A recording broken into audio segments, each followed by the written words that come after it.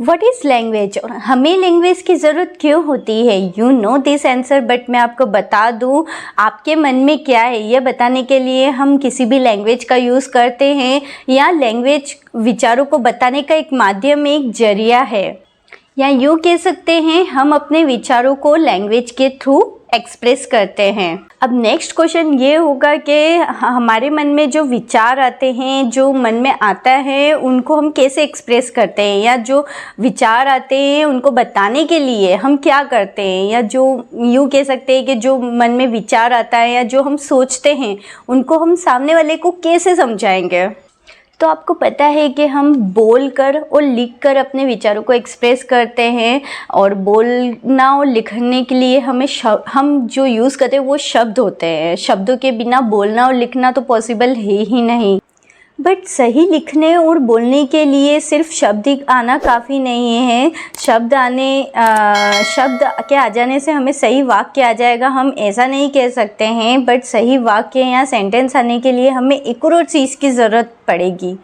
तो यहाँ हम एक एग्ज़ाम्पल लेते हैं हिंदी का। यह मेरी किताब है। अब इस वाक्य को इंग्लिश में बोलने के लिए हमें दो चीज़ों की ज़रूरत होगी। पहली बात तो ये कि इन सभी वाक्य का हमें इंग्लिश में अर्थ मालूम होना चाहिए। जैसे कि यह मतलब दिस, मेरी मतलब माय, किताब मतलब बुक, और इज़ मतलब है। इस वाक्य के हर एक शब्द का अर्थ हमें पता है, तो इसको हम पूरा इंग्लिश में बोलेंगे this my book is. Confuse यहाँ पे ये कंफ्यूज होगा कि हमारा वाक्य तो सही है, क्या ये वाक्य सही है?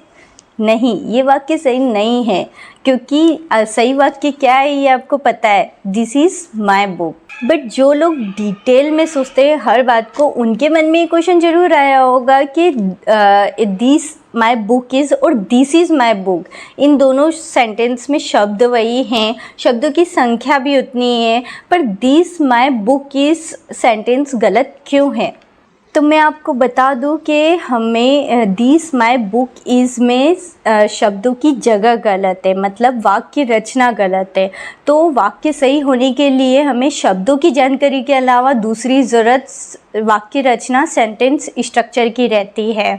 तो पहली ज़रूरत हमें सेंटेंस के हर एक शब्द का इंग्लिश में अर्थ मालूम होना चाहिए, और दूसरी ज़रूरत कि हमें वाक्य रचना, सेंटेंस स्ट्रक्चर आना चाहिए कि किस वर्ड्स को हम कहाँ फिट करेंगे।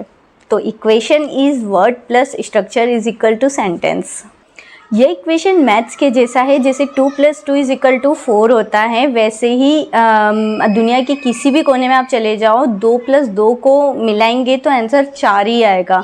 वैसे ही सही शब्द और सही स्ट्रक्चर को मिलाने पर आपका सही वाक्य बनेगा और कुछ नहीं बनेगा।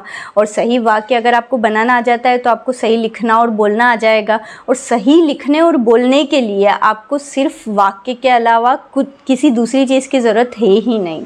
लिखने और बोलने के लिए हमें वाक्यों की ज़रूरत होती है। जब मैं ये कहती हूँ इसका मतलब ये नहीं है कि आपको 50 वाक्य, 100 वाक्य या 200 वाक्य आता है तो आपको इंग्लिश आती है ना। किसी भी लैंग्वेज के गिने चुने वर्ड्स हमें आ जाने से वह लैंग्वेज हमें आती है, हम ऐसा नहीं कह सकते।